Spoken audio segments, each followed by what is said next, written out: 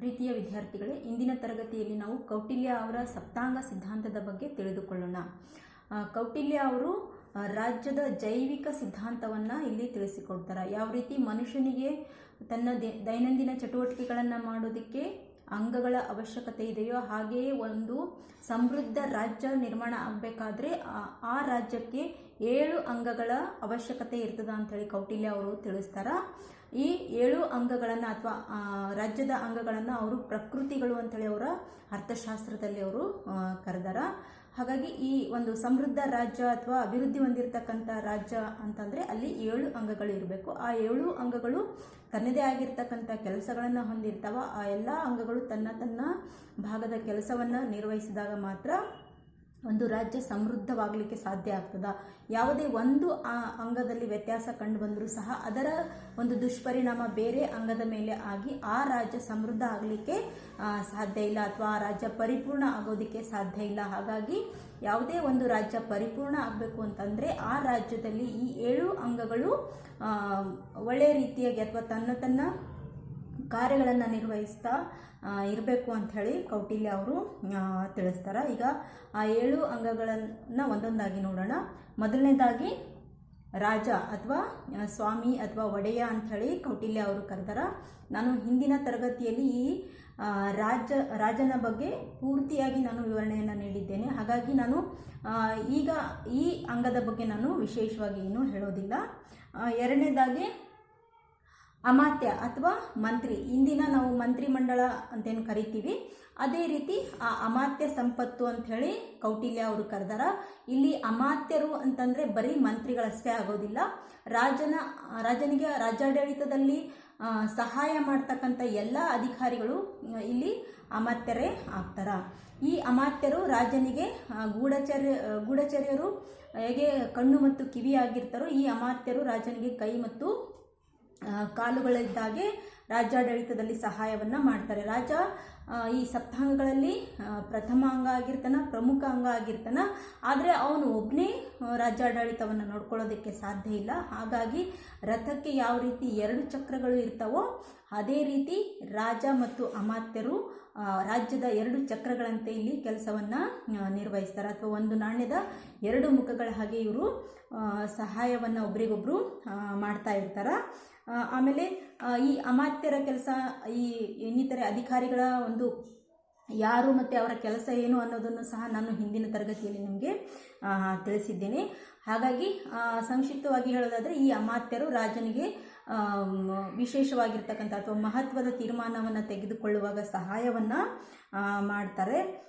ಹಾಗೆಯೇ ನಿಷ್ಠಾವಂತರಾಗಿರ್ತಕ್ಕಂಥವ್ರು, ಬುದ್ಧಿವಂತರಾಗಿರ್ತಕ್ಕಂಥವ್ರು, ಒಳ್ಳೆಯ ಕುಟುಂಬದಲ್ಲಿ ಜನಿಸಿರ್ತಕ್ಕಂಥವ್ರು, ಸಂಪ್ರದಾಯಸ್ಥರು ಮತ್ತು ಎಲ್ಲ ವಿದ್ಯೆಗಳನ್ನು ತಿಳಿದುಕೊಂಡಿರ್ತಕ್ಕಂಥವ್ರನ್ನು ಮಂತ್ರಿಗಳನ್ನಾಗಿ ನೇಮಿಸ್ಕೋಬೇಕು. ಮತ್ತು ಮಂತ್ರಿಗಳನ್ನು ಹಲವಾರು ವಿಧದ ಪರೀಕ್ಷೆಗಳನ್ನು ಮಾಡಿ ಅವರ ಪ್ರಾಮಾಣಿಕತೆಯನ್ನು ಪರೀಕ್ಷಿಸಬೇಕು ಅಂತೇಳಿ ಕೌಟಿಲ್ಯ ಅವರು ಇಲ್ಲಿ ತಿಳಿಸ್ತಾರೆ. ನಂತರ 3ನೇ ಅಂಗ ಜನಪದ. ಜನ ಅಂತಂದರೆ ಪ್ರಜೆಗಳು ಆಗ್ತಾರೆ. ಎಂಥ ಪ್ರಜೆಗಳು ಒಂದು ರಾಜ್ಯದ ಸಮೃದ್ಧಿ ಅಥವಾ ಒಂದು ರಾಜ್ಯದಲ್ಲಿ ಇರಬೇಕು ಅಂತ ಕೌಟಿಲ್ಯ ಅವರು ತಿಳಿಸ್ತಾರೆ ಅಂತಂದರೆ ರಾಜನಿಷ್ಠೆ ಇರ್ತಕ್ಕಂಥವ್ರು, ದೇಶಭಕ್ತಿ ಇರ್ತಕ್ಕಂಥವ್ರು, ಸಹನಾಶೀಲರಾಗಿರಬೇಕು, ಸಹಾನುಭೂತಿ ಇರ್ತಕ್ಕಂಥವ್ರಾಗಿರಬೇಕು, ರಾಜನ ಕಾಯ್ದೆ ಕಾನೂನುಗಳಿಗೆ ಅಥವಾ ಆಡಳಿತದ ಕಾಯ್ದೆ ಕಾನೂನುಗಳಿಗೆ ವಿಧೇಯತೆಯನ್ನು ತೋರಿಸ್ತಕ್ಕಂಥವ್ರಾಗಿರಬೇಕು, ಆರೋಗ್ಯವಂತರಾಗಿರಬೇಕು, ಬುದ್ಧಿವಂತರಾಗಿರಬೇಕು ಅಂಥೇಳಿ ಪ್ರಜೆಗಳ ಒಂದು ಗುಣಲಕ್ಷಣಗಳನ್ನು ಕೌಟಿಲ್ಯ ಅವರು ತಿಳಿಸ್ತಾರೆ. ಇನ್ನು ಪದ ಅಂತಂದರೆ ಭೂಪ್ರದೇಶ ಅಥವಾ ಆಗ ಕೃಷಿ ಪ್ರಧಾನವಾಗಿರ್ತಕ್ಕಂಥ ಒಂದು ಕಾಲ ಆಗಿರೋದ್ರಿಂದ ಇಲ್ಲಿ ಪದ ಅಂತಂದರೆ ವ್ಯವಸಾಯ ಅಥವಾ ಕೃಷಿ ಅಂತೇಳಿ ನಾವು ತಗೋಬೇಕಾಗ್ತದೆ.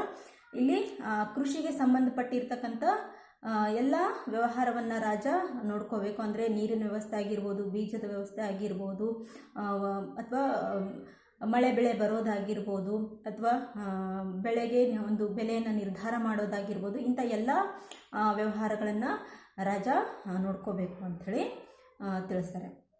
ಆಮೇಲೆ 4ನೇ ಅಂಗ ದುರ್ಗ ಅಂತಂದರೆ ಕೋಟೆ. ಒಂದು ರಾಜ್ಯ ಸುರಕ್ಷಿತವಾಗಿರಬೇಕು, ಸುಭಿಕ್ಷವಾಗಿರಬೇಕು ಅಂತಂದರೆ ಆ ರಾಜ್ಯದ ಕೋಟೆ ಅತಿ ಸುಭದ್ರವಾಗಿರಬೇಕು. ಅಂದಾಗ ಮಾತ್ರ ಅಲ್ಲಿನ ಜನರು ನೆಮ್ಮದಿಯಿಂದ ಇರಲಿಕ್ಕೆ ಸಾಧ್ಯ ಆಗ್ತದೆ. ಹಾಗಾಗಿ ದುರ್ಗಕ್ಕೆ ಅಥವಾ ಕೋಟೆಗೆ ಹೆಚ್ಚು ಮಹತ್ವವನ್ನು ರಾಜ ನೀಡಬೇಕು. ಆಮೇಲೆ ಕೌಟಿಲ್ಯ ಅವರು ತಮ್ಮ ಅರ್ಥಶಾಸ್ತ್ರದಲ್ಲಿ 4 ರೀತಿಯ ಕೋಟೆಗಳನ್ನು ಹೆಸರಿಸ್ತಾರೆ. ಆ 4 ಕೋಟೆಗಳು ಯಾವುವು ಅಂದರೆ ಜಲದುರ್ಗ, ಗಿರಿದುರ್ಗ, ಆಮೇಲೆ ವನದುರ್ಗ, ಆಮೇಲೆ ಬಯಲು ದುರ್ಗ ಅಂತೇಳಿ 4 ರೀತಿಯ ಕೋಟೆಗಳನ್ನು ಹೆಸರಿಸ್ತಾರೆ. ಒಂದು ಸುರಕ್ಷಿತವಾಗಿರ್ತಕ್ಕಂಥ ಸ್ಥಳದಲ್ಲಿ ರಾಜ ಕೋಟೆಯನ್ನು ನಿರ್ಮಿಸಿದರೆ ಅಲ್ಲಿ ಜನರು ನೆಮ್ಮದಿಯಾಗಿರ್ತಾರ ಅಂಥೇಳಿ ಕೌಟಿಲ್ಯ ಅವರು ತಿಳಿಸ್ತಾರೆ. ಇನ್ನು 5ನೇ ಅಂಗ ಕೋಶ. ಕೋಶ ಅಂತಂದರೆ ಖಜಾನೆ. ಒಂದು ರಾಜ್ಯ ಸಮೃದ್ಧವಾಗಿರಬೇಕು ಅಂತಂದರೆ ಆ ರಾಜ್ಯದ ಕೋಶ ಅಥವಾ ಖಜಾನೆ ಯಾವಾಗಲೂ ತುಂಬಿರಬೇಕು. ಆಮೇಲೆ ಈ ಕೋಶವನ್ನು ರಾಜ ತೆರಿಗೆಯ ಮೂಲಕ ಭೂಕಂದಾಯ ಅಥವಾ ವ್ಯಾಪಾರದಿಂದ ಬರ್ತಕ್ಕಂಥ ತೆರಿಗೆಯಿಂದ ತನ್ನ ಕೋಶವನ್ನು ತುಂಬಿಸ್ಕೋಬೇಕು. ಹಾಗೆ ಶತ್ರುವಿನ ಖಜಾನೆಯಿಂದ ತನ್ನ ಖಜಾನೆಯನ್ನು ತುಂಬಿಸ್ಕೋಬೇಕು. ಆದರೆ ತೆರಿಗೆ ತೆಗೆದುಕೊಳ್ಳುವಾಗ ಪ್ರಜೆಗಳನ್ನು ಅವನು ಶೋಷಣೆ ಮಾಡಬಾರ್ದು. ಪ್ರಜೆಗಳು ಖುಷಿಯಾಗಿ ತೆರಿಗೆ ನೀಡ್ತಕ್ಕಂಥ ವ್ಯವಸ್ಥೆ ಇರಬೇಕು ಅಂಥೇಳಿ ಕೌಟಿಲ್ಯ ಅವರು ತಿಳಿಸ್ತಾರೆ. ಇನ್ನು 6ನೇ ಅಂಗ ಬಲ ಅಂತಂದರೆ ಸೈನ್ಯ. ಒಂದು ರಾಜ್ಯ ಸುರಕ್ಷಿತವಾಗಿರಬೇಕು ಅಂತಂದರೆ ಸೈನ್ಯ ಬೇಕೇ ಆಗ್ತದೆ. ಹಾಗಾಗಿ ಆ ಸೈನ್ಯಕ್ಕೆ ಒಬ್ಬ ಮುಖ್ಯಸ್ಥನಾಗಿ ಸೇನಾಧಿಪತಿ ಇರ್ತಾನೆ. ಒಂದು ವೇಳೆ ತುರ್ತು ಪರಿಸ್ಥಿತಿ ಸಂದರ್ಭದಲ್ಲಿ ರಾಜನೇ ಅದರ ವ್ಯವಹಾರವನ್ನು ನೋಡ್ಕೋಬೇಕು.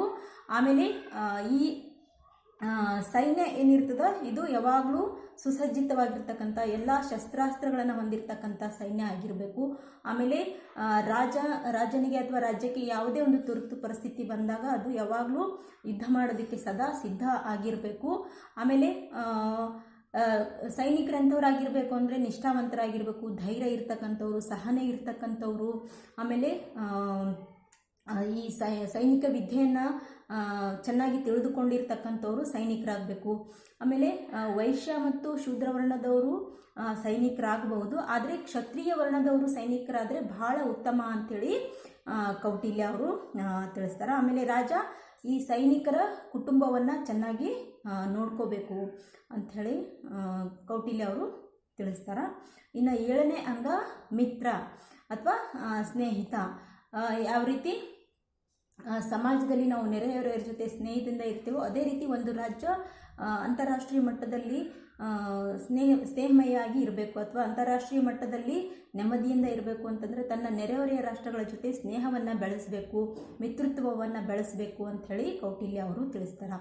ಎಂಥವರು ಮಿತ್ರರಾಗಿರಬೇಕು ಅಂತಂದರೆ ವಂಶ ಪಾರಂಪರ್ಯವಾಗಿ ಅಥವಾ ಪ್ರಾಚೀನ ಕಾಲದಿಂದ ಯಾರು ಮಿತ್ರರಾಗಿರ್ತಾರೋ ಅವರ ಮಿತ್ರತ್ವವನ್ನು ಕಾಯ್ಕೋಬೇಕು. ಆಮೇಲೆ ಎಂಥವ್ರು ಮಿತ್ರರಾಗಬೇಕು ಅಂದರೆ ಅವರಿಗೆ ಸಹಾನುಭೂತಿ ಇರಬೇಕು, ಸಹಕಾರ ಮಾಡ್ತಕ್ಕಂಥ ಬುದ್ಧಿ ಇರಬೇಕು. ಆಮೇಲೆ ಮಿತ್ರನಿಗೆ ತುರ್ತು ಪರಿಸ್ಥಿತಿ ಇದ್ದಾಗ ಸದಾ ಸಹಾಯ ಮಾಡಲಿಕ್ಕೆ ಸದಾ ಸಿದ್ಧರಾಗಿರ್ತಕ್ಕಂಥವರು ಅಂಥವರನ್ನು ಮಿತ್ರರನ್ನಾಗಿ ಮಾಡ್ಕೋಬೇಕು ಅಂಥೇಳಿ ಕೌಟಿಲ್ಯ ಅವರು ತಿಳಿಸ್ತಾರೆ. ವಿದ್ಯಾರ್ಥಿಗಳೇ, ಇಲ್ಲಿವರೆಗೂ ನಾವು ಕೌಟಿಲ್ಯ ಅವರ ಸಪ್ತಾಂಗ ಸಿದ್ಧಾಂತಗಳನ್ನು ತಿಳಿದುಕೊಂಡಿದ್ದೇವೆ. ಈ ಎಲ್ಲ ಅಂಗಗಳು ಸರಿಯಾಗಿ ಇದ್ರೇ ಒಂದು ರಾಜ್ಯ ಪರಿಪೂರ್ಣ ಆಗಲಿಕ್ಕೆ ಸಾಧ್ಯ ಆಗ್ತದೆ ಅಂತೇಳಿ ಕೌಟಿಲ್ಯ ಅವರು ತಿಳಿಸ್ತಾರೆ. ಧನ್ಯವಾದಗಳು.